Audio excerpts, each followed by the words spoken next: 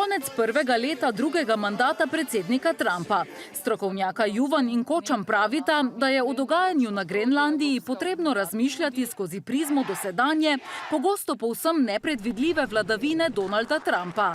Trump živi paradigmo, da so vsa ozemlja na prodaj. Gre za podjetnika, za menedžerja, ki verjame, da lahko z denarjem reši marsikaj. Danska se otoku, ki ga pokriva led, pod površjem pa skriva črno zlato, ne bo odpovedala zlahka.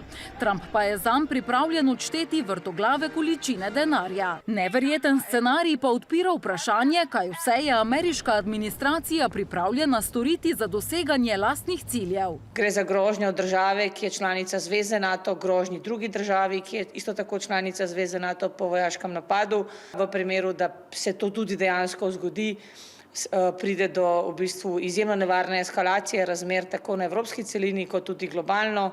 Kakršenkoli spopad ali pa vojaška intervencija pomeni konec zahodne kolektivne obrambe, kot jo poznamo, in generacije, ki so vzgajane v tem, da se jim nič pravzaprav v tem kontekstu ne more zgoditi, zato ker imamo zavezništva in je sodelovanje bolj pomembno od tekmovanja.